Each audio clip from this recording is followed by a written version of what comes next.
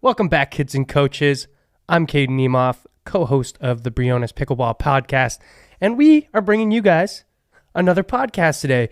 I would love to introduce to you guys the host of this amazing podcast, your guys' favorite, clearly, Jordan Briones. Thanks, bro. Absolutely, Thanks. absolutely. Great Introduction, Caden. Thank you. And the best co-host in the world here, Caden. Yeah. All right, so we have a good one for you today. We are going to be obviously bringing you some strategy advice. We have actually a really big topic that we're going to talk about, and that's really important from amateur levels all the way up to the pros. We're going to talk about that, and we're going to be talking about some other stuff. We're going to actually talk about, Caden, your journey as a pro player, and as the year winds down. Right, it's been a long journey for you, I'm sure, on the tournaments, on the scene and stuff like that. But we're going to talk about your journey, what you're working on, and what you have ahead. You know? Oh yeah. So, and then we're going to talk about also nationals. We're going to talk about the results. Obviously, is big, and we have a lot of good stuff to get into. A lot of wild stuff about nationals, but I mean, hey, Yeah, how it should be. Yep, there we go. Okay, well. Weekly strategy tip, we're going to start with that. And again, for all of you, if you're not following this podcast, or if this is the first time, Caden and I are instructors pretty much full time.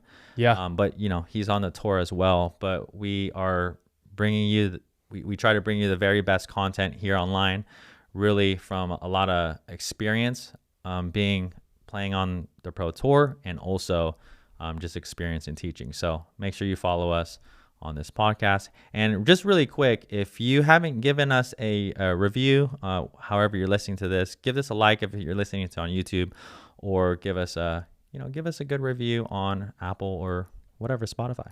Say something nice, will you? Yeah. Thank you. Okay, so let's get right into it. The strategy kind of section, what we're going to talk about today is what, Caden? Shading. Okay, so shading, other people may call it shifting or just following the ball. I think generally that's a very easy way to think about it. But just to start off, Caden, shading, why is it really important to shade? What is it? And then we're going to really dive deep into it. Yeah, well, shading, obviously Jordan and I have talked about this in previous past, but as players, we are always covering something, all right? Now, obviously, we have the center of our sides of our court, but when the ball is moving around and it's moving left and right of us, we should always be shading or, moving with the ball, so we can cover holes and cover gaps that may be open for our opponents. So what are we exactly doing? Well, it's nothing crazy, but it is more important than we think. So when we do move around and we move that ball around, every time we move the ball to the left of us, there's a hole that opens up, and we need to make sure that we close that hole. How do we do that? Well, we do it by shuffling our feet, which is why I constantly tell people, believe it or not, there's more consistent movements and steps in doubles than you might take in singles. I think you might take more steps in doubles every now and then if you move well than you would in singles. Yeah, really good. So we'll dive deep into that now.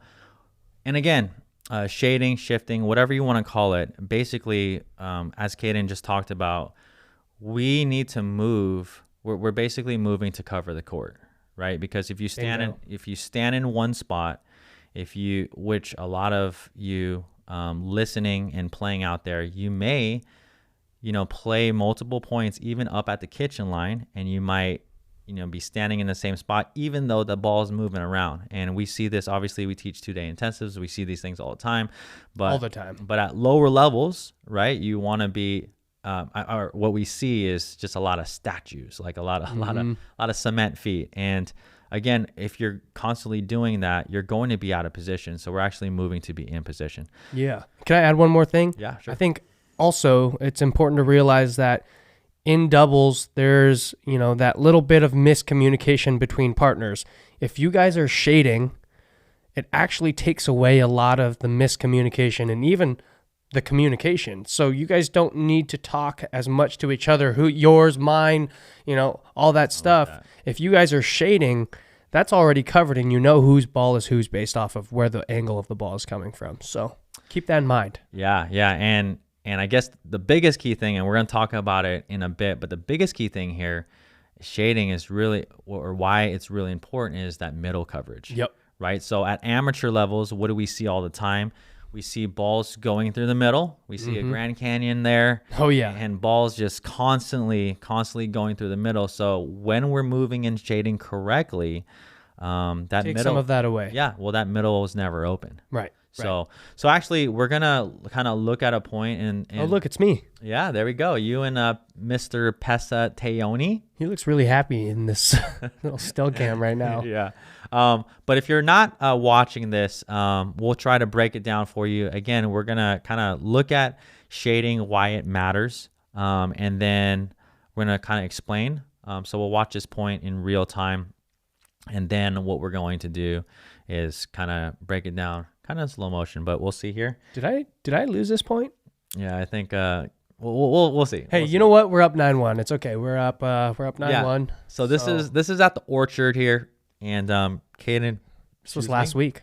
Okay, Caden's playing with Pessa, men's double. We won, and we'll see here. Here we go. Got the serve, return and come in. Little reset from the transition zone.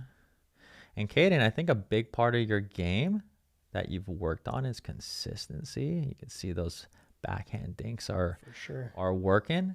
And for those of you who are just watching this right now, of course, and then I go and do something stupid. Yeah, there's a lot of movement. Hey, Caden, you're dumb. But okay, so here we go. We are going to now break it down. But Caden, just from that, do you want to mention anything when you're at the kitchen line or anything like that? Yeah. So. Obviously you saw me kind of go into the backhand cross-court dink pattern. But you'll notice the first thing, if you want to go back, the first thing that you notice that I do is I actually dink middle on one of the first balls. Once we get up to the kitchen line, I dink middle so I can open up the sidelines a little bit more. Yeah. And then from there, I'm looking to kind of really push them out hard left with a cross-court dink. So yeah, that's just the one thing that I'll kind of point out is that little bit of. Yeah, so I'm gonna go to half speed here. This is right after you and Pessa kind of made your way to the middle, and just really quickly, even before that, I'm just gonna go back here. Now, a couple of things that I do quickly want to mention here. There's your serve and the return. I don't think it gets talked enough, and we could just kind of talk to this point, and those of you listening could also gain a lot of value from this, I think. That return is super important. Obviously, we talk about how the return game has gotten, I think, Caden, you correct me if I'm wrong, but it's gotten a lot more difficult over time because the serves are bigger and bigger. The serves are bigger for sure. So, Well, and I don't even have a huge serve, right? But, I put enough on my serve where mishit it a little bit, and it's no longer a good return. So yeah, it's just kind of how it is nowadays. Yeah. So here's Caden with the serve. On your return, one thing that you can notice, his name is Adrian here, is returning with that momentum, moving forward is super important to get to the net here. And there's a little stacking going on, but here's that first drop. And again, Pessa with that really, really good split step. We're just going to talk through this point, even if you can't see it. Making sure you have that wide base in that transition zone is super important. You can see... even I'm wide, and I'm not even hitting the ball. Yeah, Pessa and Caden do a good job here.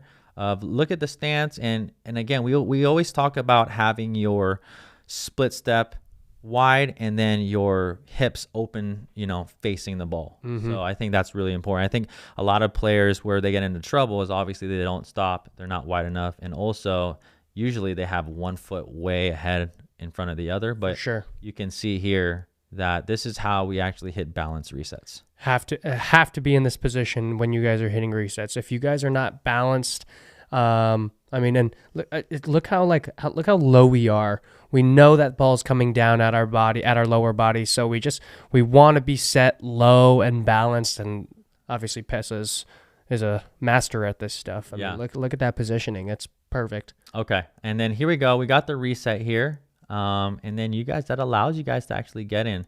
So first ball here, and we're just gonna kind of describe this though. But Caden is on the odd side of the court now, and you're hitting a backhand. Now, anytime the ball is near a sideline, and when we talk about following the ball, when that ball's near the left sideline, you're going to see typically all 4 players a little, shaded or in that direction of the ball. You can see Pesa, Caden's partner here, closer to that center line. Now here, Nico is going to be, he's a little bit shaded to the right, but I think the main key thing is when you're in front of the ball, Caden, you just got to make sure that you cover your line. So however much you need to move over, right, is I think based on ability and things like that. What would you say? Absolutely. Yeah. So I mean, Nico's clearly not on the sideline. And here's the thing. He doesn't really need to be. One, he's a really good mover. And I mean, actually, look, he takes one more step there. But he doesn't need to be because one, is probably trying to bait me there a little bit. And 2, if I were to go with, the shot that I have here, if I were to try and go down his line, it probably wouldn't be the smartest idea on my part. So he's kind of covering that line saying, hey, I have to watch this, but I have a pretty good feeling that it's not going to be coming down this spot. Yeah, so we're going to play the rest of this point out here in slow-mo, but here we go. We got that ball, and Caden goes to the middle, and we're going to talk about this middle dink, which is huge at the highest levels, intermediate levels, but also even at lower levels. One of the things that one of the sayings, and there's nothing wrong with hitting cross court, there's nothing wrong with hitting towards the sidelines, but really learning to love the middle and utilizing the middle a lot, I think as you get into higher levels, that's really important. And why would you say that, Caden, as playing at the highest level? What do you think? Playing at the highest level, well, good chances are usually middle is covered. So the way you can kind of open up middle is by dinking something middle and then dinking out wide. So what I'm doing here in this situation, and you guys can be thinking about this while you're playing. It's hard to say, okay, let me think about this shot while I'm playing in a game. But this is something that I strategically do is I dink middle so I can dink out wide and then possibly look for something to be aggressive on to attack middle. Yeah, I like that. But, that's a simple thing that we use a lot to open up the middle, because otherwise, if you just try and attack middle, I guarantee you it's not going to be there. Yeah, and you meant open up the sidelines, you mean? Correct. Yeah. Okay, so here we go. And just really quick, we can kind of see this. When the ball's in the middle of the court, and those of you listening, even if you can't see this, when the ball is in the middle of the court, we talked about shading and following the ball, you will see here that all 4 players are actually squeezed in, right? Mm-hmm. So you'll see all 4 players, you, Pesa, everyone is squeezing into that center line a little bit. It's like a little gravity pull. Yeah. From relative to the ball, because of what, Caden? Like if, let's say your opponent here tries to speed this up, where's the ball going to go when the ball's middle? If the ball's sped up in the middle, ball, I guarantee you, is coming back middle. Yeah, there you go. So, we kind of, when the ball is directly in the middle of the court, when it's bouncing and someone's trying to attack, we don't really have to watch our sidelines as much because of the angle. And the sidelines is very, very difficult, and it's a low percentage shot. So. Right. Well, we also know sideline is not going to be anything with power. Right. Yeah, because it's going to be out. So here we go. We're going to watch this next ball. So he goes back to your backhand, and then we're going to see everyone kind of shade over. Yep. So again, we got Pesa, your partner. So again, if you are the one hitting the ball, right, near the sideline, obviously we want your partner, or you would want your partner to slide cover the center a little bit, and then again, you could look at the opposing team here, and you know you can see the cross court player is shaded towards the middle, covering that. And like you said, Nico in this kind of this clip here, he's not too far shaded over to his right, but he's covering it. He's covering it for sure. Yeah. So here we go. We got a couple cross court dinks here, and we talked about how important that footwork is. And yeah, we're gonna start doing full breakdowns and things like that. But here we go. We're gonna stop it right here again. So this is again on the other side. So what we see in a lot of amateur level play, as the dinks are moving left and right, sideline to sideline, we see a lot of players just staying kind of in the middle of their side, right? And let's just talk to that really quick, Caden, about what do you think? I mean, as a more beginner player or a player that's still learning the game, you know, I think a lot of times people think like, this is my side and then this is your side. So why is that thought process bad or not great as you move up in the higher levels? Yeah, well, as you guys know, the ball is going to move you guys left and right, forward and back, whatever it is. At that lower level, I just don't think people see that kind of movement yet. I think I would say 3-0 to 3-5 pickleball can be very just kind of bang happy, and they like to hit the ball hard. Yeah. But as you get to a higher level, people are going to strategically move you, not necessarily with hard shots, but with softer shots to get you out of position, which will make things a lot easier for you. So I think the biggest difference that I see in like 3-5 and 4-0 is the 4-0 players are definitely a lot more comfortable and a little bit more strategic than those 3-5s, right? So the 4-0s can construct that point a little bit more and move you around to set up an easier ball, whereas the 3-5 is going to probably just try to attack something that they think that they would normally attack. Yeah, sure. Right? Clearly what we're doing here, right, is we're finding a pattern that we like where we've found advantages in being offensive. And I mean, clearly we're up 9-1, so we kind of had a strategy in working the dinks and opening something up. And then when we found the right opportunity to attack on maybe a little bit more of a dead dink, and Adrian actually is a good dinker, but I was able to kind of find good offense off of speed ups off the bounce and in the air. Maybe not necessarily these first couple balls, but as soon as I can find something to attack with, an opening like this, this is what I like to see. Sure. And then, just on the fact of shading again, we see, as the ball is near that sideline, Caden is covering that middle with his forehand. We got your partner covering line. So kind of thinking about it too, as maybe as a gravitational pull or something. If everyone's just following the ball correctly, this is what typically you're going to see. And we don't have to go over every single shot, but as the ball moves around, you're going to see there's movement with all four players. So we just wanted to talk about that. And again, I think that covering the middle, let's just go over that really quick, Caden, because I think that's really important. And I might go back here. Let's just talk about this position here. Yeah. So who has middle covered? And this is one of the biggest questions that we get asked. Obviously, how to cover that middle, and most players, right? Most people kind of just do that forehand takes the middle, or they have that kind of mindset. Mm-hmm.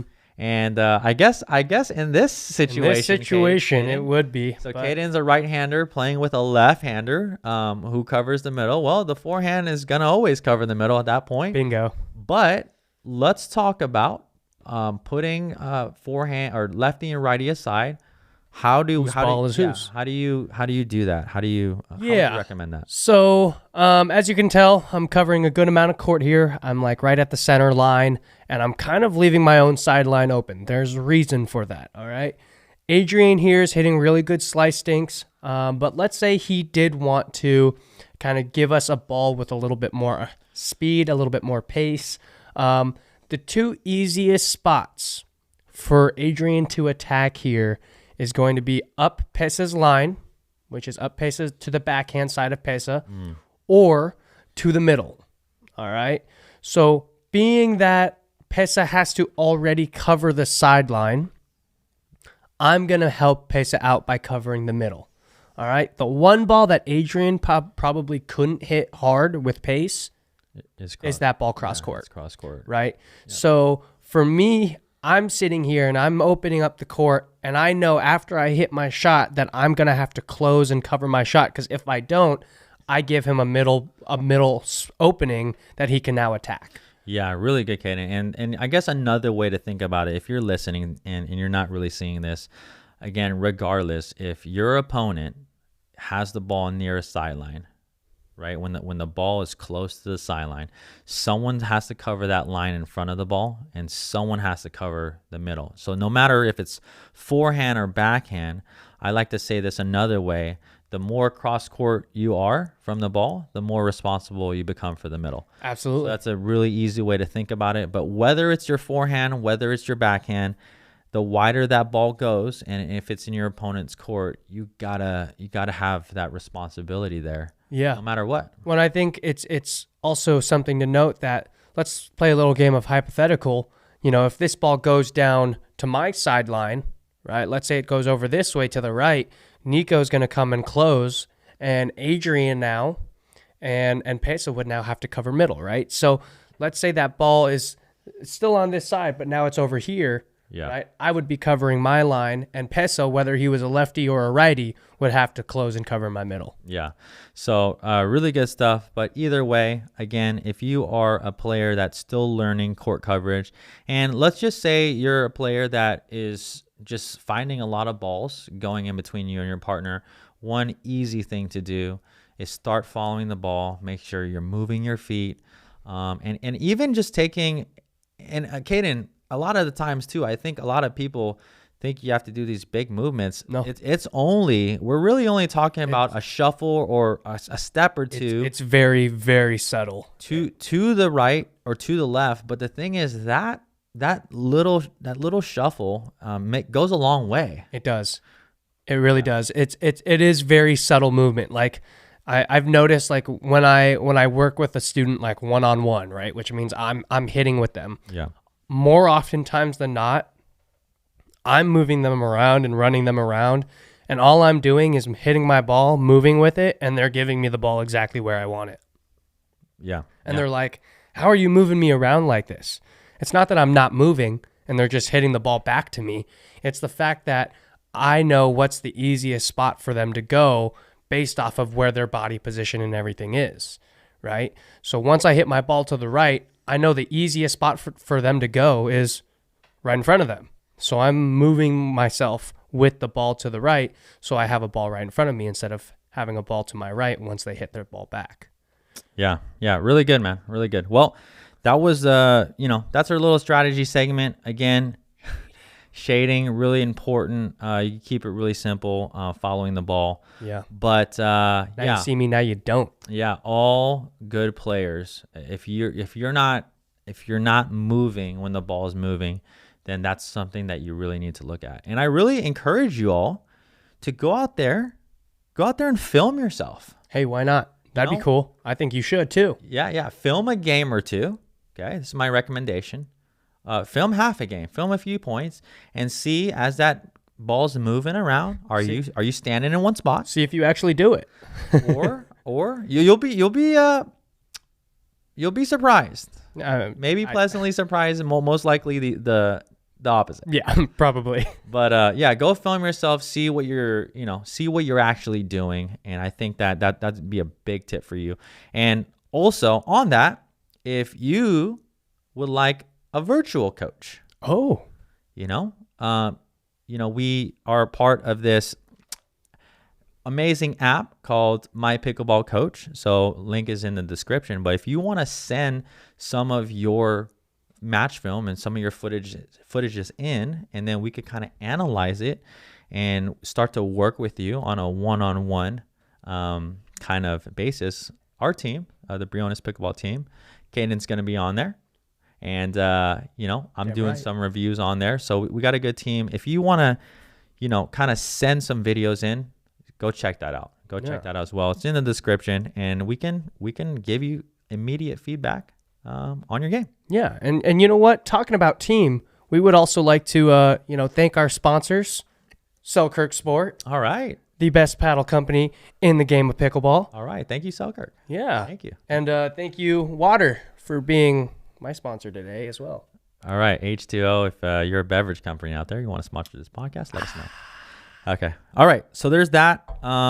Last thing, before we get into a lot of really good stuff, we're going to talk through kind of Caden's journey, pro pickleball journey today, and you're going to get a lot of insight on tournaments, preparation. We're going to talk about partnerships. We're going to talk about a lot of things, and maybe the mental game, I think. Oh, for sure. The whole shebang. Yeah, the whole shebang here. If you play tournaments currently, or you have a lot of questions on strategy, how people think, we're going to get into a lot of stuff today.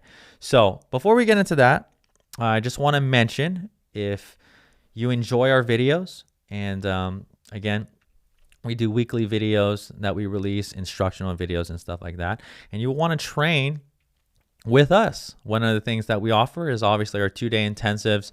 Come to train with me or Caden, a very, very small group, 4-to-1 ratio. So ton of fun. Go check that out. That's all I gotta say.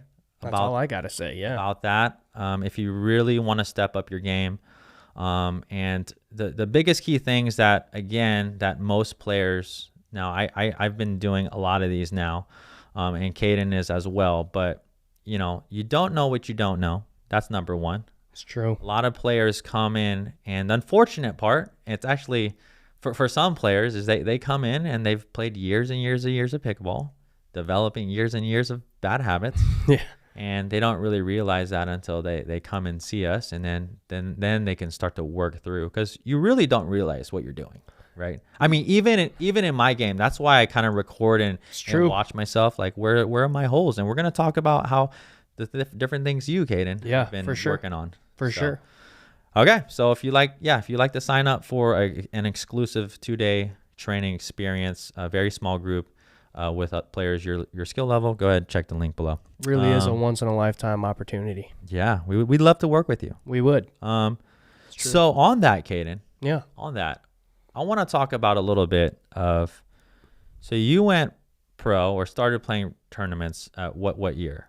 Last year. So fully 2022. I played some kind of 2021, but it was kind of just the ones that I could drive to or, make work. So I probably played like 4 tournaments in 2021. 2022 was like my first year of playing pro tournaments kind of a little bit more consistently. And then this year I was kind of full time. Yeah. So, and just working with you, Caden, I think the past, I don't even know how long it's been, almost coming up a year or so. Yeah. I think your game has definitely developed. Coming from somebody that has really worked on their game, obviously taught a lot and had to learn a lot of things, because you're not coming from tennis like most players. You're actually coming from baseball or other sports. But what are some things in this past year that you think that you've actually improved on? Yeah. Let's talk about that.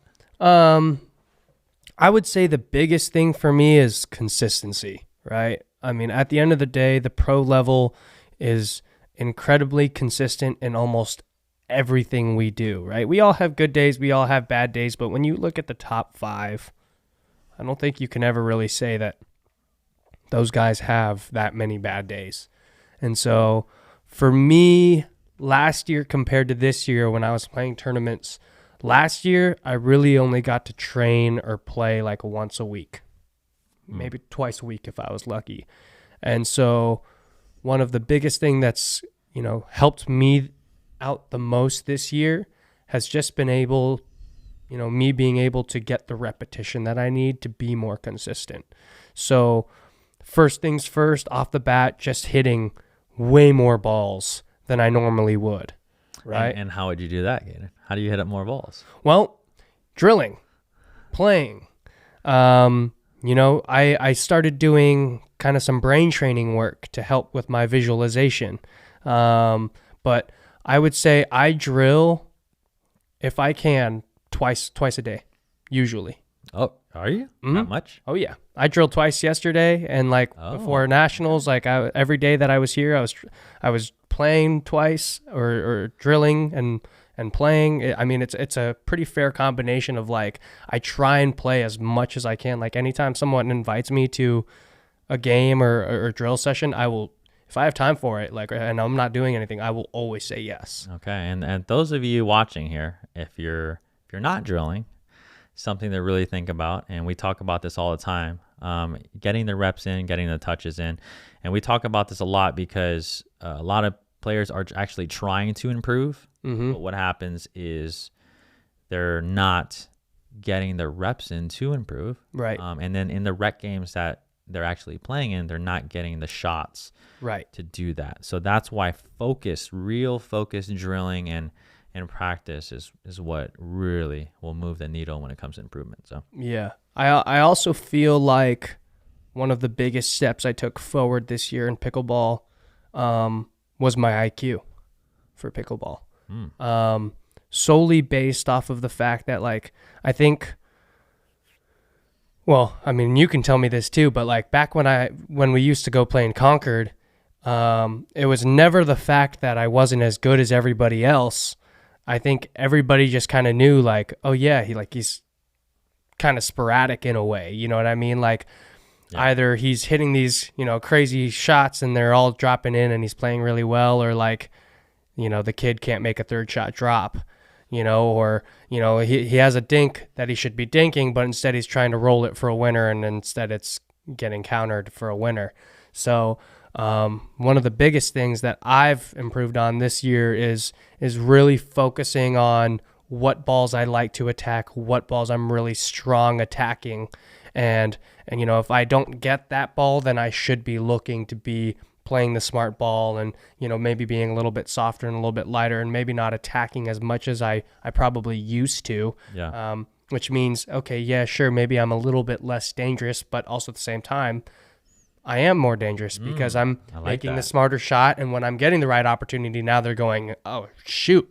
You know what I mean? So I'm playing smarter pickleball in terms of waiting for the right opportunity to attack and finding myself in a strong position where I am attacking, I'm ready for the counter instead of saying, oh, here comes an attack, and if it comes back, I'm screwed. If it doesn't and it's a winner, yay, I'm using my shots more as setups and really giving myself the right opportunity instead of just hoping and praying that something magical happens. Yeah, and I think that as you all are watching and listening as well, pickleball IQ, I think it's huge.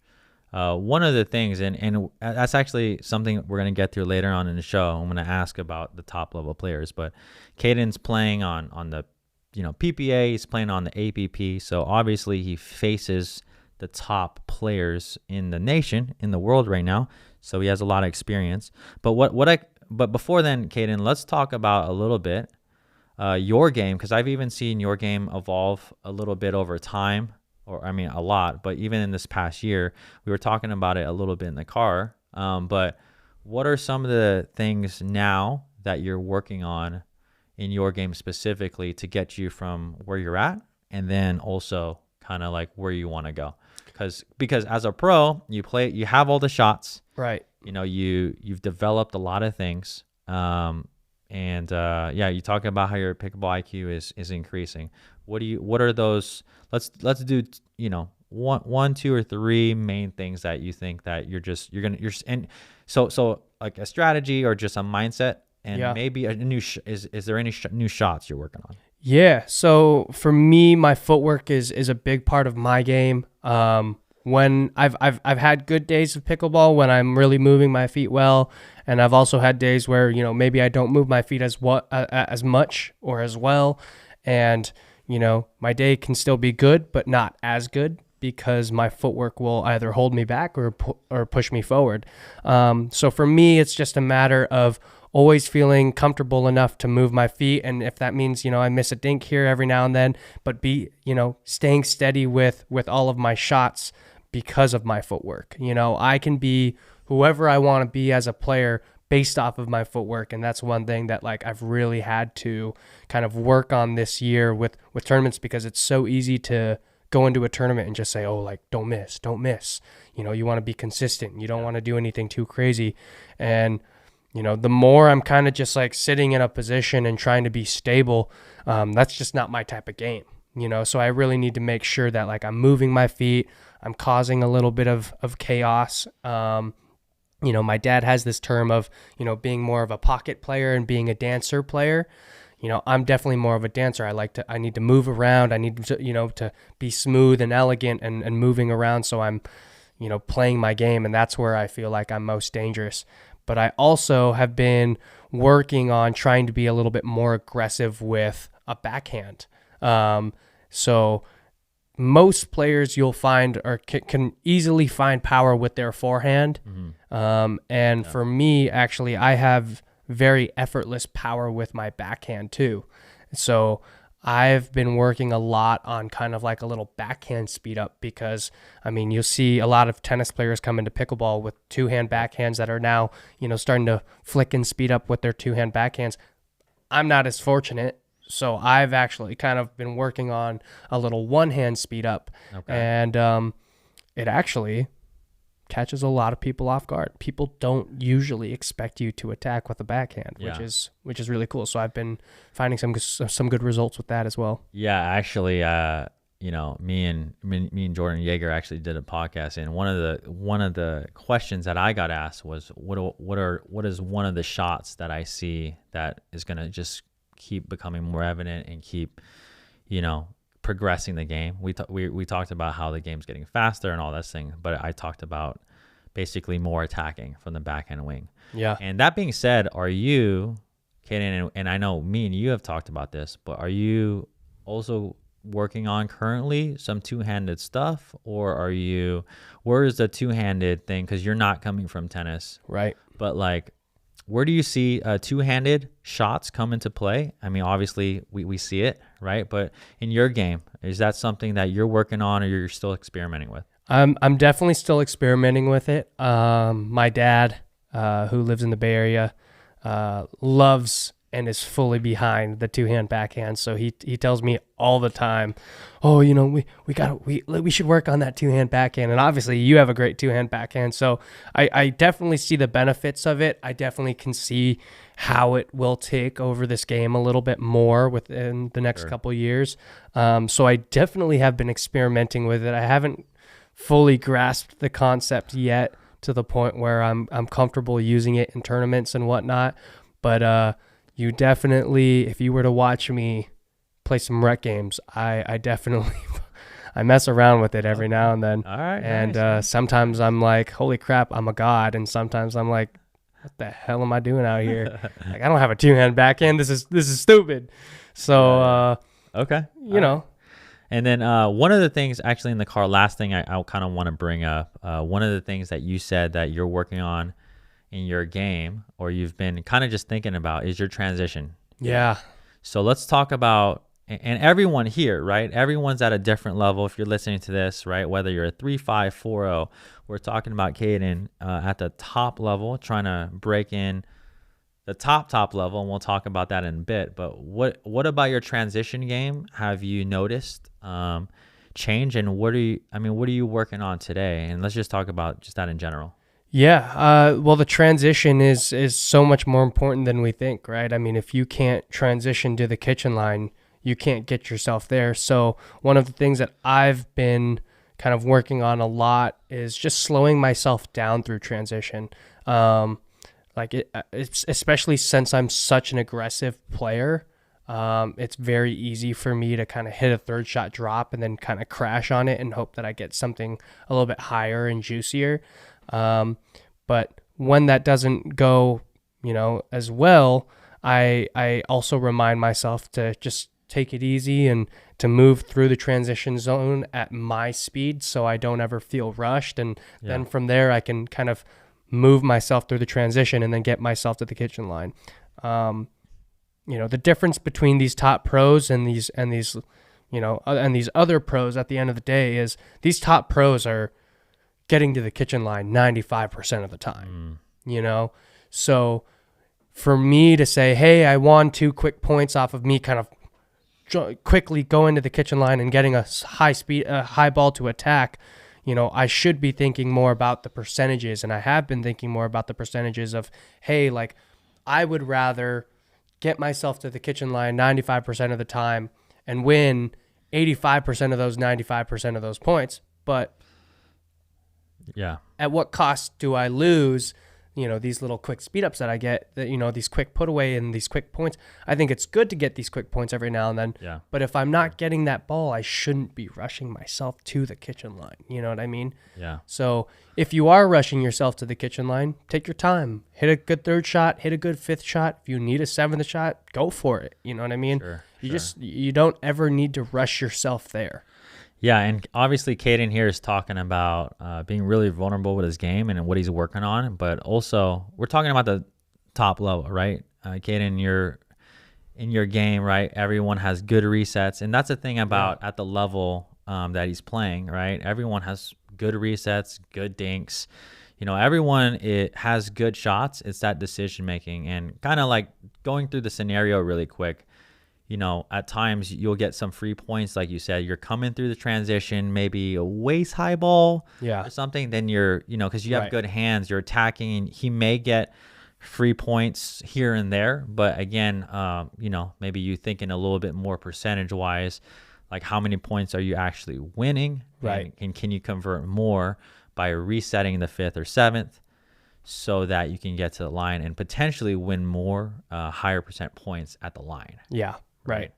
So, all right. So really good. So wins and losses, Caden, I want to talk about kind of what are maybe throughout the year, 2023, what's maybe your best win, start positive, okay? Or just, and then your toughest loss or a loss that you learn something. Yeah. Right. I think that, for those of you watching, when we're playing games, when we're practicing or whatever, even in tournaments, when you lose, one thing that you can take out of it is at least trying to grow from it instead of being frustrated. I mean, I remember when I was playing tournaments, it could get frustrating, very difficult. But biggest win, let's talk about that. And then right after that, we'll talk about a loss that you maybe was hard but you learned something. Yeah, I think the most recent win that I can account for, that obviously I think has the most meaning for me right now,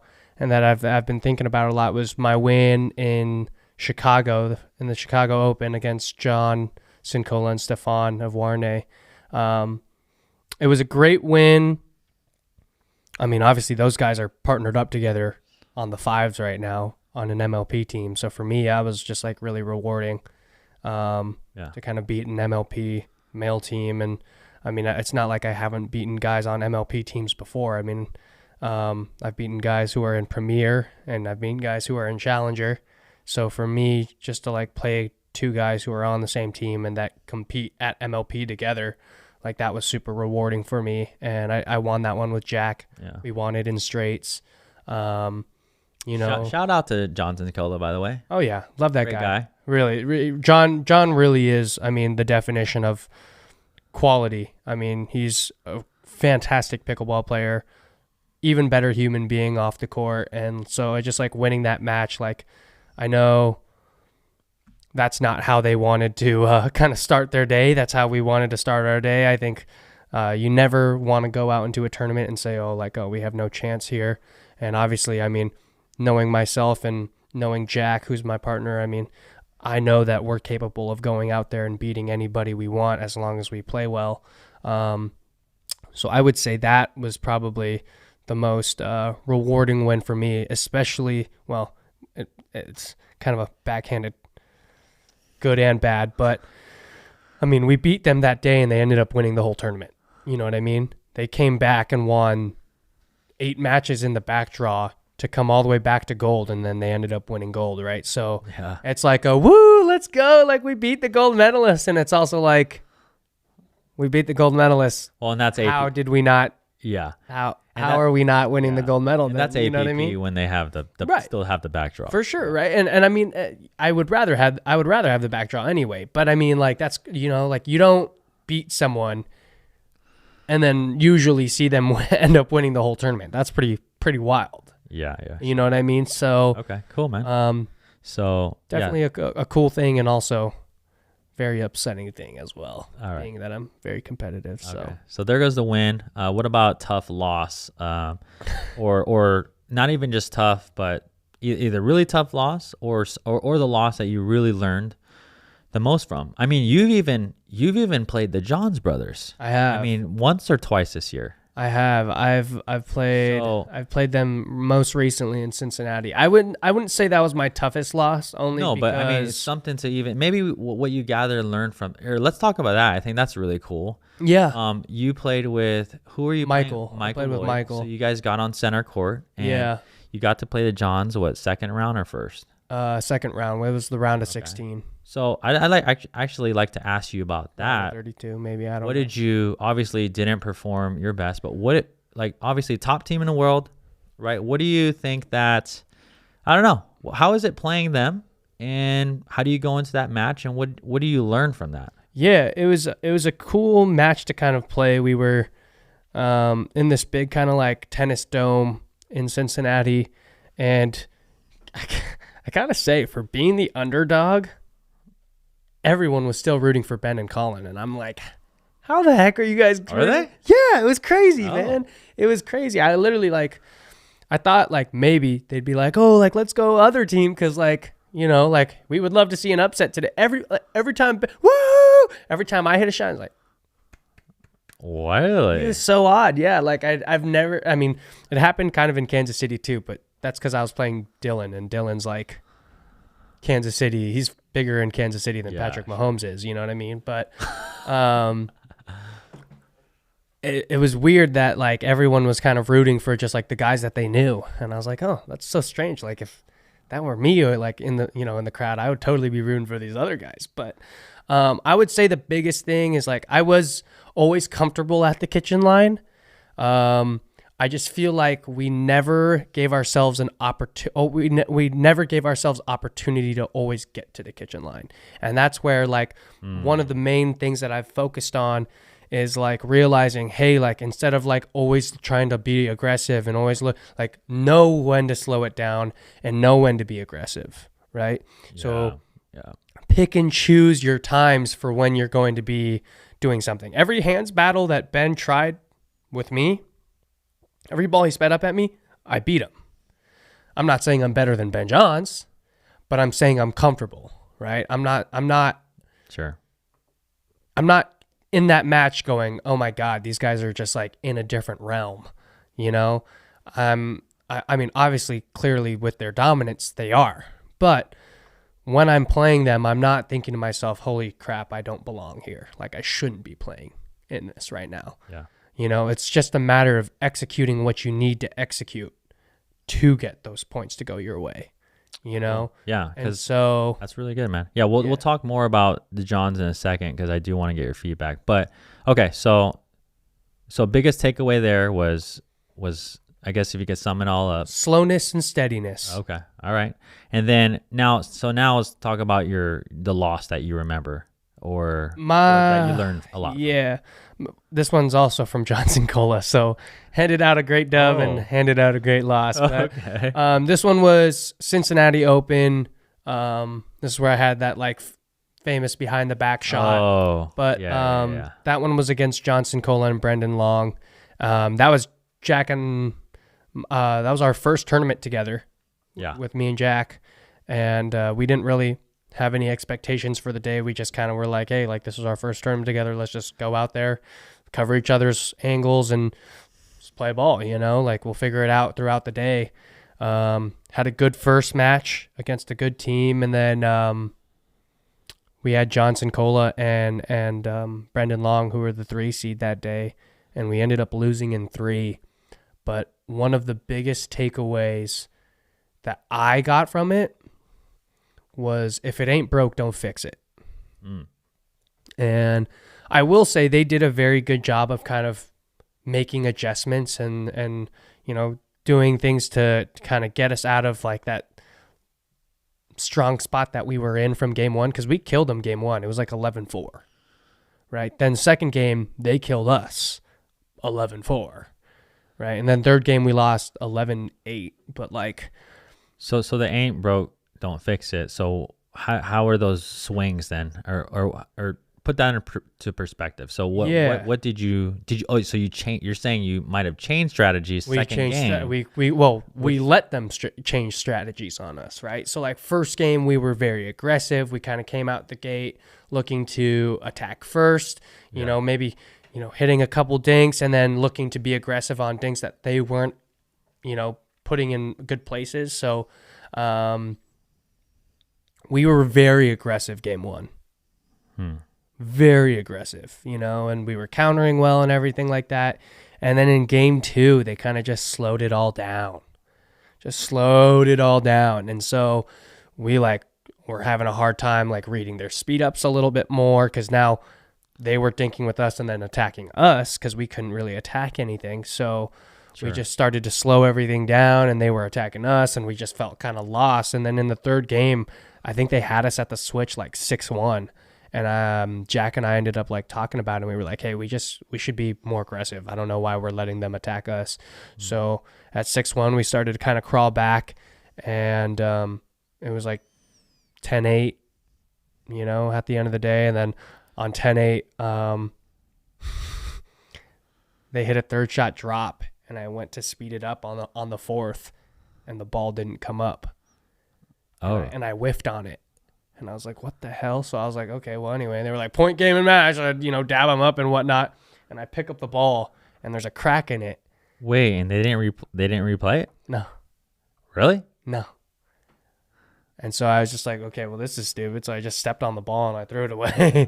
But then, someone came up to me after and was like, you should have showed that ball to the ref before you dabbed everyone up and called game. That was game point? Mm-hmm. Wait, did you whiff miss the ball? I completely swing and a miss, and it was just on your fourth shot bouncing. Yeah, and obviously everyone who was watching it, the commentators were like, oh, well, that's an interesting way to end. I literally I swung and missed at this ball. I'm surprised you didn't say anything. But I know now, but it's just wow, that's wild. Yeah, so yeah, and so tough loss, right? Totally abandoned the strategy. Found the strategy again, had it work, obviously came close to, making the comeback. And then obviously on the game point, you have something here that you can make a point on and possibly keep playing. And I didn't. So that was probably I like that, man. Yeah. Okay. So yeah. And for those of you listening too, I think that's really good advice, and I just remember when I was playing a lot of tournaments too, it is kind of easy, and well, for me, maybe it's a mental thing. When you do win that first game, to kind of relax or not be as aggressive, because okay, I got this game. Now I'm going to be more consistent for whatever reason. Right. It's true. But so or the latter. Maybe slowing it down is on the flip side could be what's working. But yeah, I think that's really good advice. Doing what is working and then shifting when necessary. Yeah. So that's really good. I got a question for you here, Caden. Talking about the top pros and things like that. Obviously, Caden's on a tour all the time and things like that. But what do you think, and maybe you can break this down into very, very simple things, but what do you think separates the top pros, so we can say top 50, to the top 10? We'll go that. So, because we just talked about how everyone really has all the shots, really, right? We talked a little bit about consistency, but what do you think? What's that separation like? Why is there a gap there? I mean, obviously we see the winners win all the time, but at least the medalists, we see the same medalists over and over. So what separates that medalist crew with the top 10 to 50, 100? I think the biggest difference is just the strategy and pattern. One thing that I took away from playing Kansas City this year, and trust me, I played one event in Kansas City. I got a good win against Rafa Hewitt and Johnny Goldberg, and then I played JW and DYLAN, and we lost like 3-7. Who was that with? His name's Ivan Jakovlevich. Oh, lefty from Texas. He's pretty good. He's actually really good. I'll be honest. He's really good, and we beat Johnny Goldberg and Rafa like 3-1. It was ugly, right? And Rafa was not happy about it, but he was like, whatever. And one of my biggest takeaways in that match against JW and DYLAN was like, in that first game, we lost 11-3, and it was like quick. You know what I mean? How did that? So that's a quick game, but how do you lose that? So it's like, what happened on that quick game? They knew where they needed to go, and they executed it, and they put the ball in that spot, and then when they got the right opportunity, they would go for us, right? So like they had very specific dinking patterns and what they were looking for, right? And when they found something that worked, they stuck with it, right? Wow. So it was, and I mean, like they're coached by Mircha, right? Mircha's like one of their coaches. And I'm very close with Mircha and JW and Dill. So of course, like after the game, I went up to them and talked some smack. I'm not kidding you. Kansas City was wild. I hit like a double Ernie, and I didn't hear a single clap. I didn't hear a single woo. I miss a dink in the net. Everyone's like, yeah, this guy stinks. Wait, you're talking about against the Johns? No, against DYLAN and JW in Kansas City. So same kind of thing. They were rooting for hardcore for DYLAN and JW. Interesting. But yeah, like the biggest thing that I noticed was like in the second game, I started to see a few more dinks. And so I was kind of going into a dink pattern now, and then I was being aggressive with my backhand flick. And they called a timeout because we made it like 6-6 in game 2. And after that, like they went back to a pattern that was working in game 1, and then after that, it was just like a steamroll again. Wow. Right? Wow. And so, of course, after the game or after the match, I go up to them to talk some smack, punch JW in the gut a couple times. And I'm like, God, man. And I was just still very frustrated. I'm always very frustrated after the matches that I lose. You might not be able to tell if you were to come up to me, because I'll always still be nice and cordial. But like I am always very upset and kind of hard on myself after a loss. And Mircha kind of came up to me and was like, "Hey, man, like don't feel bad about it." You know what I mean? Like at the end of the day, like we had a game plan, we had a pattern that we were going to try and attack and exploit. And as soon as we kind of saw it working in game 1. I noticed the boys were going off of it a little bit and going to, some different spots that we didn't like. And that's when you guys started to go on that little bit of a hot streak. And that's when we called the timeout. And like, I just had to remind the boys, like, hey, I don't care that you guys are up a game. Here's your strategy. Go and execute. Wow. Hey, you forced DYLAN and JW to force them into a timeout, huh? Uh-huh. Yeah. Very big thing of mine. I cherish that moment. Yeah. Okay, cool. Now, next question I have. Now, this is going to get a little bit more specific, and we have a lot to get to. But so now, Caden, top 10 and top 4. So top 10, there's a lot or around that. And then John's brothers, DYLAN and JW, I would say. Number 2 team right now. What's the separation there, and how can someone else break through? And sorry, I mean, I know I'm talking about men's right now. We could definitely talk about the women's side too, sure, with Leigh and stuff like that. But since we're talking about kind of men's game, because I will say, yeah, I mean, I study more men's, which I guess, I mean, you could say it's messed up, but I don't play women's doubles or singles, so I don't. Fair. I can't watch, So, but if I were to talk about, let's say, for example, right, we're talking about Ben and Colin. I'll put DYLAN and JW, and I'll put Riley and Matt in that conversation, right? I think, believe it or not, like those guys have played either together against each other and just in general, and have had so many matches live streamed that I feel like it's kind of similar where like you can watch game tape and see what works and what doesn't, right? Like I think the only reason why Ben and Colin had that kind of streak of beating Riley and Matt this year was because they went back and saw exactly what they did last year when Riley and Matt did beat them and said, okay, yeah, we're not going to let that happen anymore. Here's how we're going to do it, right? JW and DYLAN, they've had chances where they've played really well and they've, maybe gone with their patterns and strategies. And then Ben and Colin just go, okay, let's wake the hell up here. Let's go back to what we need to do.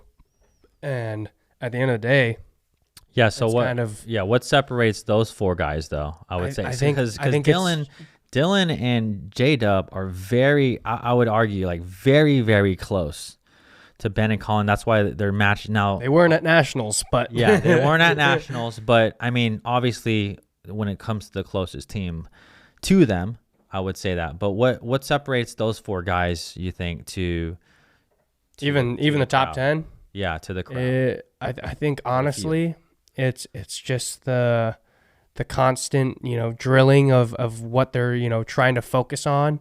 I mean, at the end of the day, they can go out there and probably have absolutely no strategy and beat most of the guys. Yeah, you know what I mean? Pure skill. Yeah. I think for them, it's a matter of working on new things to kind of keep. Now, once they're in this big match, now how do we surprise them? You know what I mean? So, like you see Ben has been working on like a little two-hand speed up, and it doesn't look like much, but it's filthy. Yeah. It's filthy, right? Yeah. So, like, Ben is creating things, Colin's creating things, J-Dub is creating things. I think they're all just kind of like, they know what to expect from each other. Yeah, well, JW is finally dinking with topspin. Right. But now it's like, how can I create something that they won't even, that they're not ready for in a way, right? So they're looking to create new shots. They're looking for new patterns that might work. I think it's still very similar with like top 10 to top 50 is like strategy and, playing the game to your strengths instead of your weaknesses. But in this case, like they know what the strengths and weaknesses are. Now they're just trying to create something new so they can surprise them a little bit more. Yeah, so adding more shots, I think all those top four players are doing that. Constantly adding. Yeah, but along with that, it's going to come down to, so for me, like the discipline. Yep. Like you will not see them waver or get rattled. I think that's a big one. And then, the consistency. I would say if you watch DYLAN and J-Dub play Ben and Colin versus Ben and Colin playing me and Michael, obviously we're a round of 16. They're going to go for some things that they might not go for. The discipline, like you said, is pretty different. And I mean, I would say it's also kind of like in a way, a respect thing, right? Like Ben was speeding up hardcore at me early on, and it wasn't working, and so he kind of learned eventually, like, okay, hey, we're not going to speed up to Caden because we know he's going to slide over onto his backhand side, and he's got a good backhand punch. They already know they can't do that with DYLAN and J-Dub because obviously they've played him so often, right? So they have to be way more strategic, and that's why you'll hear some people say, "Oh, like I'd rather watch women's than men's," because at the end of the day, I think women's doubles is more entertaining than men's, and that's because it's way more firefights, it's way more attacks. It's whereas the guys, it's like, hey, we got to dink 2,000 balls before I want to speed up. Yeah, and I think there's something to be said there, and kind of to simplify it with you, Caden, I think, when you get those four guys together, you're going to see longer rallies because of the counters. Yeah. And it's very difficult to get by or get balls by those top four players. So you have to be more patient. And I think that, and they only really play each other like when they play each other like that. Yeah. They play each other. Yeah. Or I don't know if that made sense, but Sure. But okay. So really good takes here. All right, Caden. So let's talk about, coming to, year 2024. What do you have planned? What kind of things that you expect from yourself you're going to work on? Upcoming partners? I don't know. We'll just let's quickly go over that, and then we'll wrap this segment up, and we'll talk about nationals, national results. Yeah. Upcoming partners. Probably going to be playing some with Jack. Some with Monroe. Jack Monroe. Yep. Sorry, there's a lot of Jacks in this world. Not Jack Sock. Not Jack Sock. No, he's not good enough. Jack Monroe. He's a really good player, really good kid. Just love our vibe and energy. And I've told him this before, and he's told me the same thing. As like, as long as we're playing well, there's no one on this planet who can beat us. So, be on the lookout for that. I'm also trying to see if I can play with another Arizona local. His name is Augie Guh. He is Augie. Shout out to Augie. Also a lefty. Very good, very, very good pickleball player. Dude, you have all these lefties. I know. I got so many lefties, man. Tessa. I know. Augie now. We got, and Jack Monroe. He's kind of ambidextrous, but yeah, more so lefty though. In pickleball, that is. Everything else is right-handed. But dude, that's weird. I didn't actually know this. But he serves right-handed. You didn't know that? Well, I didn't. I haven't watched a ton of Jack, but he serves right-handed, then starts playing with his left, and he drives with his left. It's just like kind of crazy, dude. Yeah. Well, you know why he does that? Actually, I don't, but I knew when he was a 5-0. Back when he was 13, I know he was playing right-handed. No, he was playing left-handed. He hit a few more shots right-handed, but he still played left-handed. Okay, and that's mostly just he was a baseball player, and he left-handed baseball player, right-handed baseball player, and he hurt his elbow, so he was in a cast, and when he started playing pickleball, he was like, okay, I can only play left-handed, so he just picked it up left-handed. And then when his right arm healed, he was like, oh, well, I can get more power with this. So he serves with his right to get more power and spin. And then he's just like, oh, I'm more consistent with my left. But, dude, his drive is nasty, too. So it's he's filthy. He's a filthy pickleball player. Okay. But, yeah. All right, so some with Jack, maybe Augie Guh. Cool. Maybe some with Craig, we'll see. And then maybe some with Rob Cassidy as well. But, yeah, I would say those four guys. Maybe even... there's this new guy on the block. His name's Roscoe Bellamy. He's good, man, and he's. I mean, everyone. Maybe Ben Johns. Maybe when Colin retires, I don't know. Hey, who knows? Yeah, maybe Ben will need a right side guy. I mean, I don't mind playing the right. We'll see. Okay, cool. So that's tournament partners for Caden. Quick question here, Caden. What should people be looking for? And again, right? Everyone's not going to be aspiring to be a pro, but if you're playing tournaments, you're really competitive out there where you're playing 3-5, 3-0, 4-5, 4-0, and you're playing tournaments. What should you look for in a partner? And does it matter? Like, does game styles matter? And how do you find someone that's compatible, or what's important to you? Because actually, Kenan, you've played with a ton of different partners over the past couple of years. I have. So if someone were to, if I were to ask someone, I think you'd be going to ask. So what do you look for? Like, what are some boxes that needs to check for you? Yeah. First thing off the bat, any person I play with has to be a positive human being. Ooh. So I have a rule where if I know that, someone's maybe not the most positive on the court, or maybe not the most, optimistic partner, and someone who doesn't want to back you up when you make a mistake, I don't even want to be a part of that.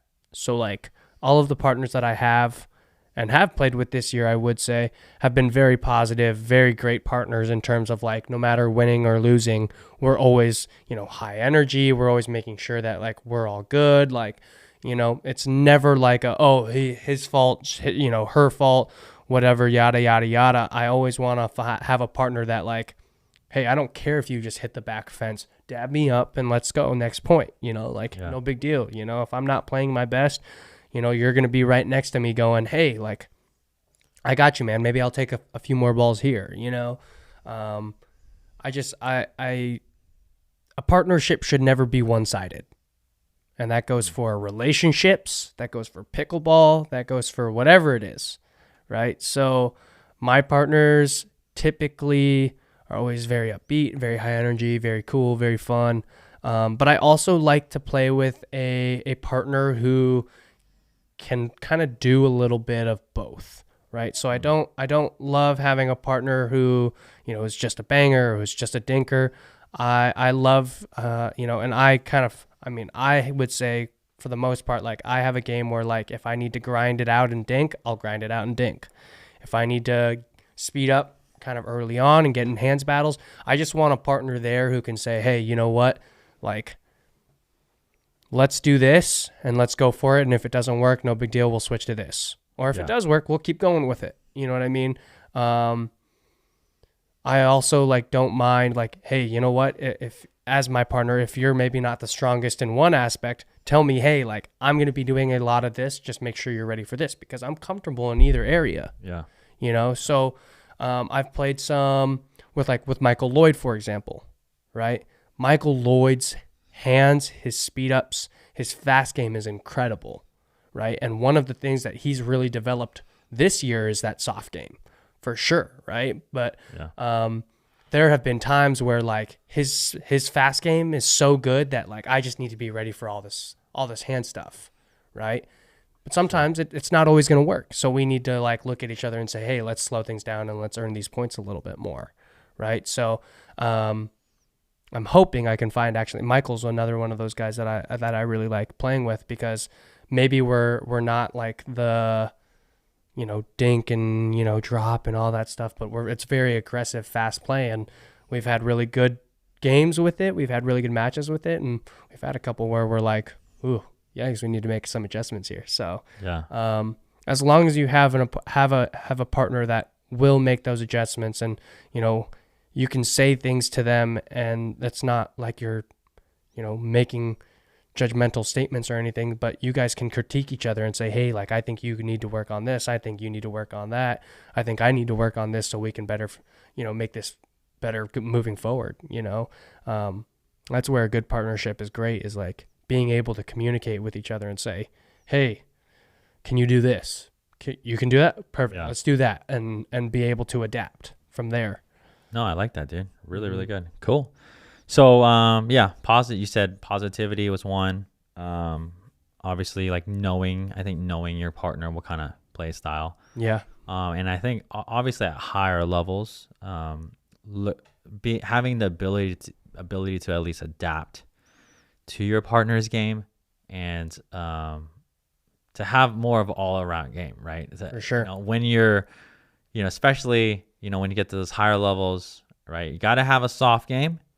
And I think the attacking game is really important too. Yeah. So got to have some sort of variety. But I think everyone does have their strengths and weaknesses, right? Yep. So everybody does. So how does that play in to, and even at the highest level, right? We're talking about strengths and weaknesses, or everyone has their kind of like their pocket where they play really well. How do you navigate that and then dial it back down, or I don't know how you would say it, to consistency? Yeah, it's all about communication at the end of the day with your partner. I mean, at the lower level, you see a lot of blind dates just because people don't always have partners.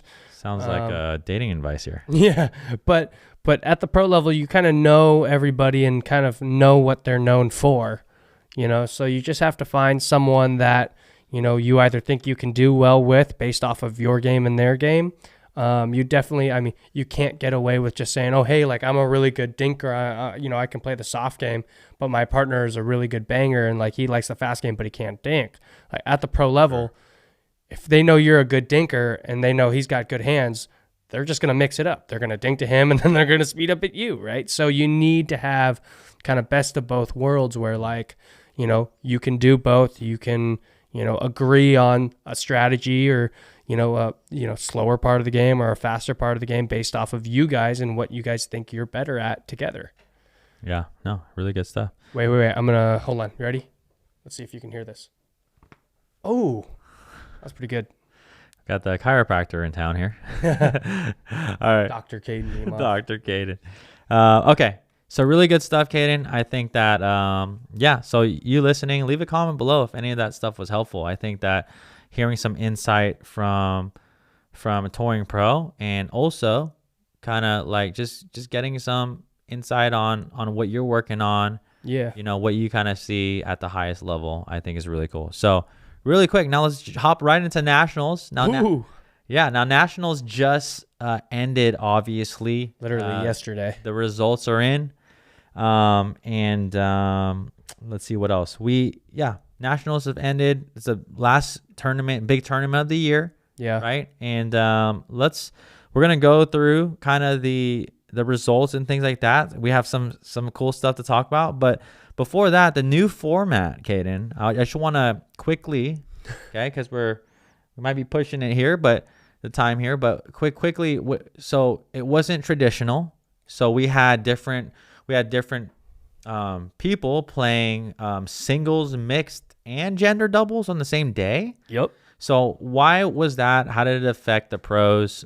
Just any quick things you want to say about that. So they did a qualifier for all of it on Tuesday, and then starting Wednesday was basically round of 32. Thursday was round of 16. Then Friday was round of 8. Then, quarterfinal, and then, quarterfinal, semifinal, and then obviously championship Sunday each day. And I know, I mean, obviously being someone who's either logical or maybe, from a business standpoint, it's clear why they did it, and it makes perfect sense. As a pro, it sucked, personally. I did not like the new format. So most of the pros, even the ones that you talked to, Caden, you think that the majority of them were not in favor? I would say a majority of them weren't huge fans of it. And I mean, look at the tournaments. I mean, the tournament was running all damn day, But it makes sense why they did it, right? Like I said, from a business standpoint, think about it, right? If I'm selling you a ticket to go to this tournament, and I'm giving you just a day. Let's say I give you a ticket to Thursday. Yeah. If you go to any other PPA, I give you this ticket to Thursday. It's just singles. You only get to watch singles, right? Sure. If I give you this ticket to what we just did this last week, hey, you might see some singles, you might see some mixed, you might see some men's. And so that's what's going to drive ticket sales as like, hey, get this weekly pass and save $200 instead of just buying each day separately, right? Oh, well. Okay, well, let me think about it. Sure, it's an $1,000 ticket for the whole week, but hey, I can watch all these different. Were they that expensive? I don't know. I'm just saying, right? That's crazy. Yeah, right, I'm just saying, right? But like, I can get this ticket for all 5 days, and I can see mixed, singles, and gender dubs on any day of the week. Sure.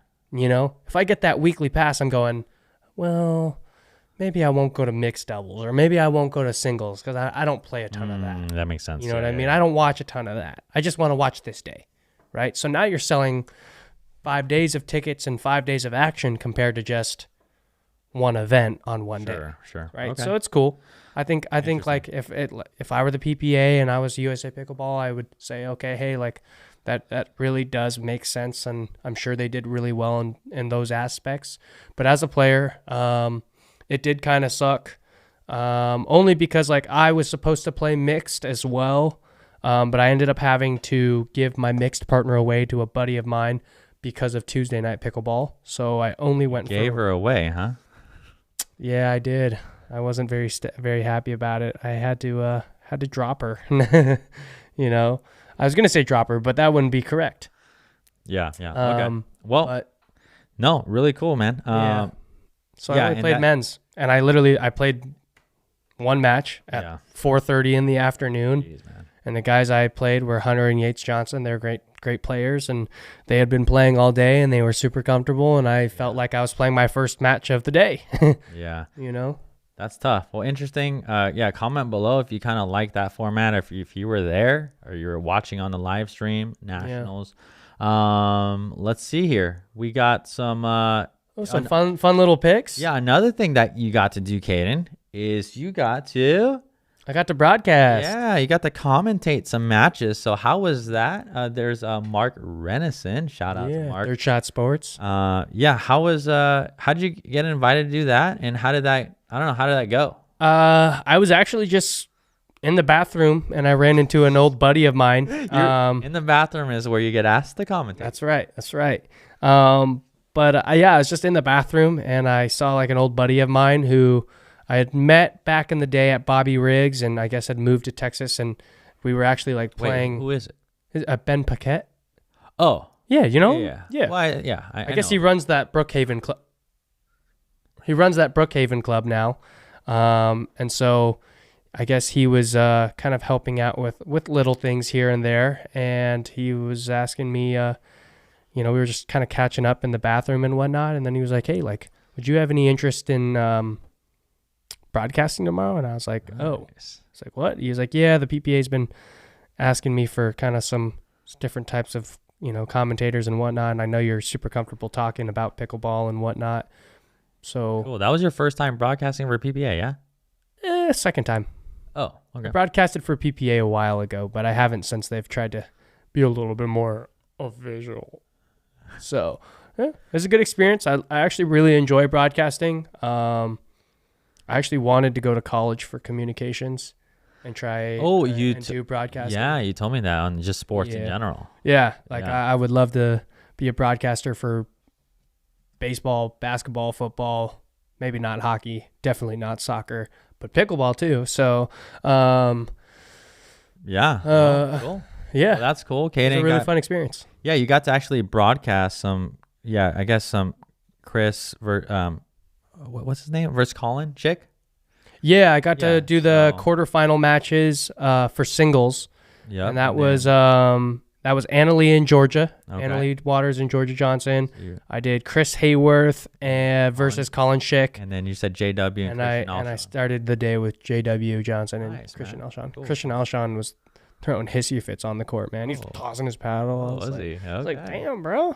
Chill. Right. Well, let's see. Let's just real quick picture. Oh, hey. Let's see who this is here. Who do we got? In I don't know. It looks like he has a headset on. Do you know who that is? Oh, I know who it is. That's Thomas Wilson, folks. There was a players' lounge for us pros, which was really nice. And Thomas had his little headset on and everything like that. I don't know why I took a picture of him, but I just kind of remember seeing him there. And Thomas is a really, really great dude, and we have some funny talks every now and then. But I saw him just sitting there, and I was like, wow, this guy looks like a data analyst. He's selling insurance right now. Hi, my name is Thomas with AAA Insurance. Do you have a good rate right now? So I don't know. Like, that's the first thing that came to mind. So I took that picture of him and obviously showed it to him later and joked around. But that was my picture of Thomas.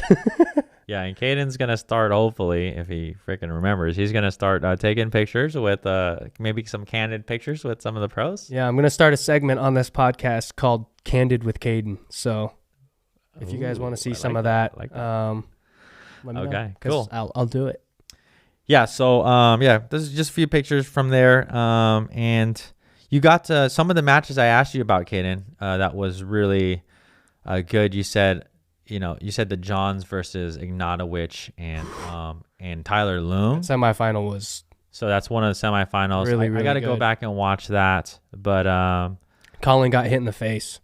Did he really? Well, Colin got hit in the face, and they were down 2-1, and he got hit in the face, and he called like a 15-minute medical timeout, and then after that, it was all John's pickleball. Really? Wait, Colin, what was it? What kind of ball? It wasn't the net court, was it? No, it was just a Franklin ball. Hit him in the face. On a speed up though, or like how? It was on a volley. Yeah. It was pretty funny. Oh, I'm sure Colin was so happy about that. Oh, he's stoked. He loves getting hit in the face. Okay, and then you said you watched live JW. The final of the men's JW versus incredible too. Jame. JW is like the last guy you would think would go out and win the singles tournament, but I mean he's got that kind of stuff. So, dude, I saw a comment or something on there, bro. That guy did it in sweats, bro. He did do it in sweats. He also did you know some camo sweats? Yeah, no, that was the semi, but yeah, I think the final. No, he was wearing sweats, but not the cow ones that everyone roasts him for. But actually, what was I gonna say about J-Dub? But he literally looks like he doesn't care. And he rolls out of bed and he just goes out there and he dominates. But the cool fact that I was gonna say was this is the first time at nationals since 2016 that someone other than than Ben and Tyson have Sure. won nationals. Sure. Yeah. Is that crazy? 2016, so 2017, 18. Yeah, that's You know who 2016 was?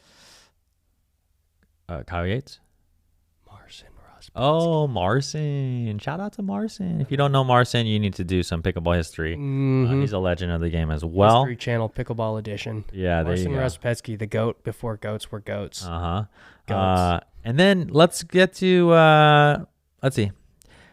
Maybe the upset of the tournament, maybe? Yeah. Ben Johns. Now, he just missed the Triple Crown. We'll talk about that. So I wouldn't say just missed. He missed the singles one by a pretty You're right. So, large just margin. missed as in 2 out of 3. Okay. Right.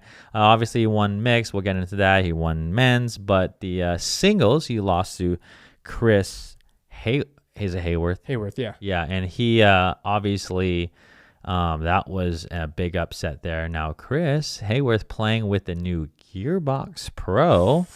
Just obviously there's going to be some. I know there's already has, and there's going to be more controversy on that Gearbox paddle. But I don't know. Did you watch that match, or what do you do? No, I didn't. It was inside. It was the day it was raining, so I didn't watch that match. Yeah, and then the other fun fact, right? It's like every time it's indoor, for whatever reason, mental, whatever. Now, I mean, Ben just does not play his best. I mean, he got beat for the very first time. I don't know if you remember this, a long time ago. Indoors against Utah. against JW. Well, no, it was against Tyler too. Tyler Leung, I think. That's what I remember. Oh, interesting. But either way, yeah. So obviously, what happened? Did it rain one? It rained day? on Thursday. Wow, and they just moved it to an indoor place. Moved it inside. That's a pretty quick. Wow, That's pretty wild. Yeah. Okay. I mean, that was pretty impressive. I mean, and in all honesty, I'm not the biggest fan of playing in Texas, but I much rather would have played at Indian Wells. That's just me, but yeah, maybe the weather might have. Was it hot? no, it was kind of warm on Wednesday. Every other day, no, it really wasn't. Okay. It's kind of cloudy and All right. Nice. yeah, gray skies. Yeah. So we'll keep update on. Obviously, we're doing paddle reviews on our channel. We reviewed the Gearbox Pro. That thing is pretty powerful, and Pretty wicked. we'll see. We'll obviously see what happens with that. But one of the things I was gonna say is that because all the top players are already kind of locked into deals. Yeah, Right. It's like it's true. who is gonna kind of be the next Gearbox sponsor, and how much does that affect, right, the field? If this Gearbox is going to be legal and to stay, I mean, when it comes to hand battles and stuff, Caden, you haven't really hit with it, but what I can tell you, testing it a little bit and hearing, obviously, I mean, that thing comes off. It comes off pretty. Yeah, pretty hard. I know this. If I have to play someone with that paddle, I'm probably going to be a little bit worried, and I'm probably going to hit to the other guy.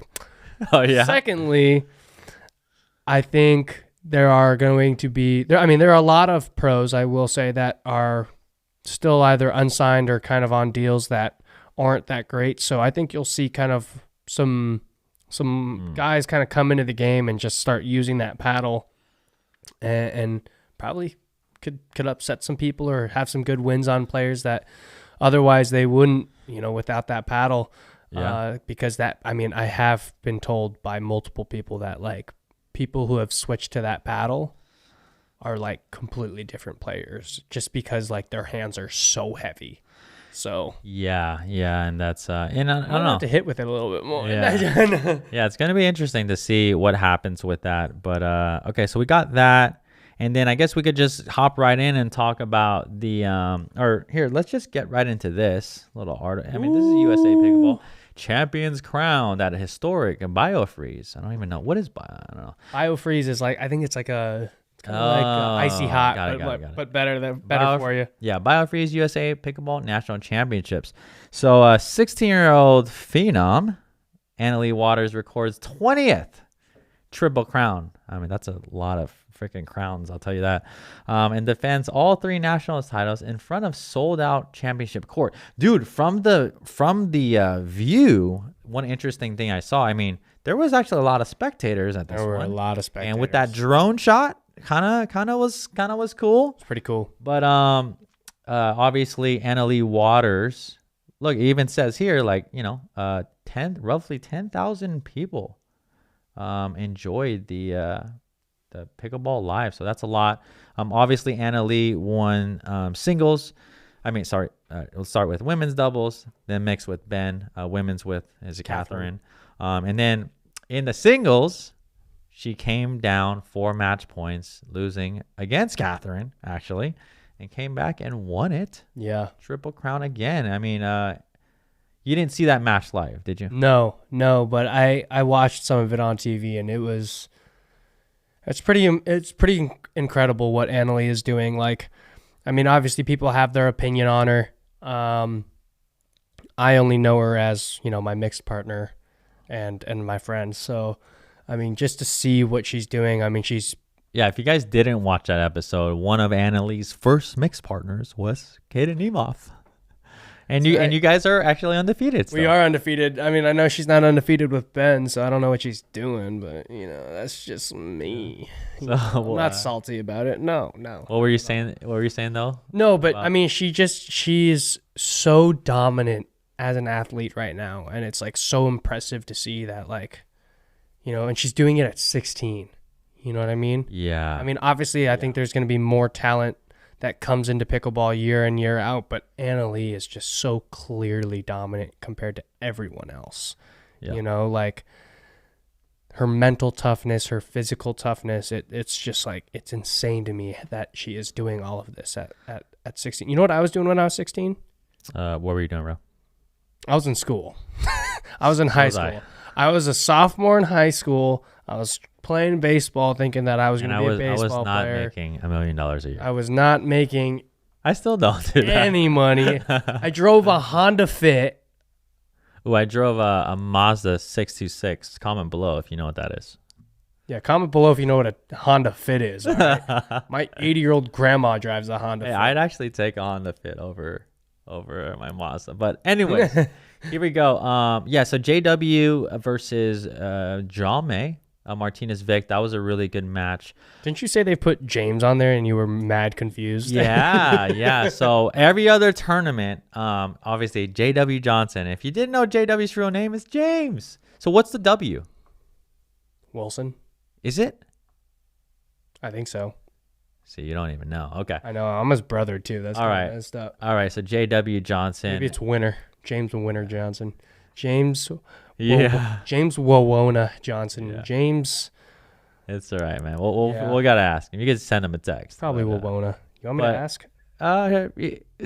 Just say hey. Let's see. Okay, comment below if you think JW is gonna answer Caden's text before we close the pod, and we're gonna close it pretty soon. So say hey, we're doing a pod, JW, and we need your middle name, or what does W stand for?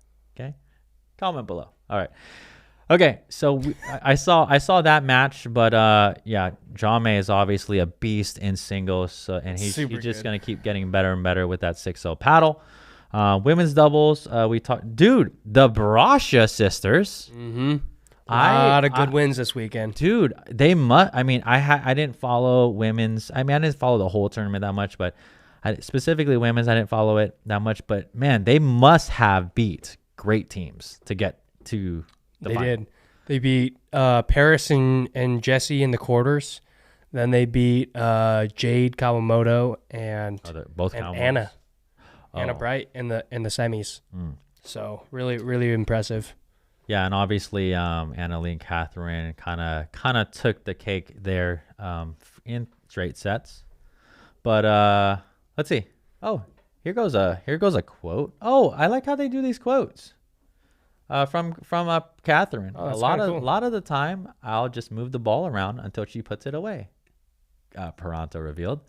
Well, sometimes I'll start speeding it up first, and then she just can clean it up. And that is the definition of playing with Leigh Waters, pretty much. Wait, can I read the one as JW? Oh, is it JW? I'm gonna read it as JW. All right, here we go. I kept on going for my drives for the most part and mixing up the shots a little bit with a couple more drops and tried to get into the kitchen more.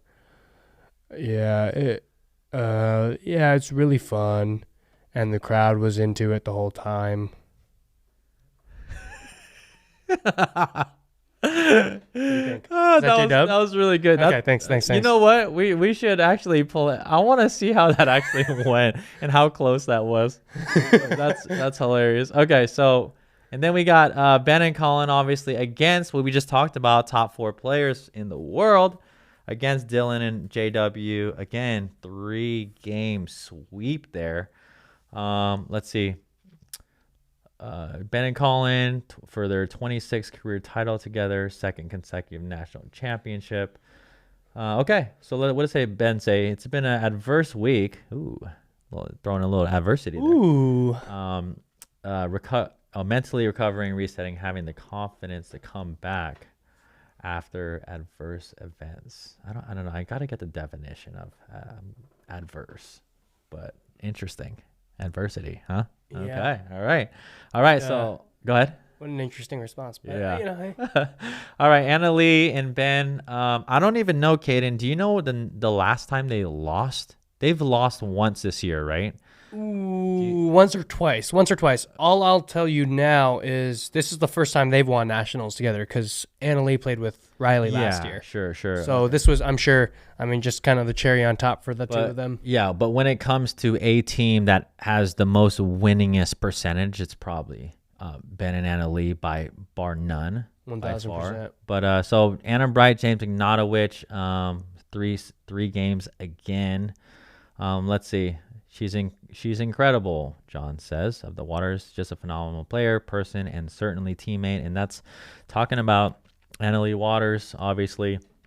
She got the Triple Crown again. And then we already talked about Leigh Waters and Catherine. So, partners on the court and also some adversity in singles, right? Yeah, and there was a point where like 7-7, Leigh had kind of come back, and I think there was a call that Catherine had called out that Leigh didn't really like, and I guess Catherine, out of like friendship, was gonna be like, oh well, hey, if like you saw it and you take it, so she like hit her the ball back, and Leigh was like, no, I don't want it. Wait, so explain again. Basically, there was like a little bit of a call that like Leigh didn't really like. Supposedly was in, but Catherine called it out, yeah. And I guess Catherine, like, out of good sportsmanship and like friendship, was like, hey, like if you saw it in, like take it. Oh. And Leigh was like, oh, that's really sweet. I don't want it. Oh, okay. All right. And yeah. So well, it gets a little chippy on the. It can get a little chippy, especially in dude, singles is so demanding. I think. Yeah. Right. Like you're already putting so much more energy than doubles, and then it's like anything can take you. Like I know how it is because I practice some singles, and you get tired and. Yeah. So, anyways, here we go from AL. I know Catherine is a great player, but I also know that I can come back when I'm down. Shared Miss Waters. I was just remembering that and all the times I had to come back before. Gosh, and we just talked about AL just being so dominant, but yeah, putting aside everything else, we already know that obviously physically and skill wise, but the mental, I think, right? And in singles too. Yeah. Well, when it comes to it's her age, right? The mental ability, I think at that age, that's what's pretty incredible. I think more so than the skill, more so than kind of, decision making. Oh, for sure. That. Yeah. So that's kind of the wrap up of nationals. Damn, I haven't gotten anything back from J-Dub. Oh, okay. So comment below. I don't know. We may or may not do a prize, but comment below if you know JW's middle, or what does W stand for besides winner? Okay. Caden's calling JW. So. Okay, we're gonna live call on the air. What's up? I'm doing good. How are you doing? I'm good. How are you? We're live. Okay, just driving, buddy. Oh, you're driving, huh? I didn't know you could do that. What's up, my little Asian friend? What's is the W and JW Wilson? I was actually thinking you were joking about that when you texted me. Oh, that's why you didn't respond? Wow, you're so kind. No, I'm serious. What is it? What is it? Doing something. Is it Winter? Walter. Damn it, I knew it. I didn't know that. I'm sorry. Dang it. Tell him we're live. All right. I'm surprised you forgot my name. Well, I love you sometimes, so I forget things sometimes. Yeah, there's no coming back from that. No, yeah, that's my excuse. Deal with it. All right, I love you, bro. Catch you later. Okay, sounds good. All right, that was cool. All right, well, we had some answered. That, dude, Caden, that's what we're gonna do. We gotta wrap this up. I have a client coming here. Okay. Anyways, we should call every show. How about we randomly call? Might not pick up though. I know, but we randomly call a pro, and if they happen to answer, we just do a live call on the show. That'd be kind of fun. Yeah. I think, and then we just interview, just like a 2-minute interview. Do you hear what he just called? Do you hear what he called me? He's like, "What can I help you with, my little Asian friend?" I love that kid. Okay, all right. Well, again, thank you for watching this podcast. We really appreciate it. We have to end the show now. James Walter Johnson, everybody. James Walter, baby. Nationals singles champion. I could see why he went to JW. Yeah, I can too. Again, if you would like to train with us, or if you want to know more about what we do, go in the description below. Kaden, any last thoughts? Nah, we love you guys. Thanks for watching. I know this was a longer episode, but hey, a lot of juicy stuff. All right. All right. See you in the next one. All right. See you guys.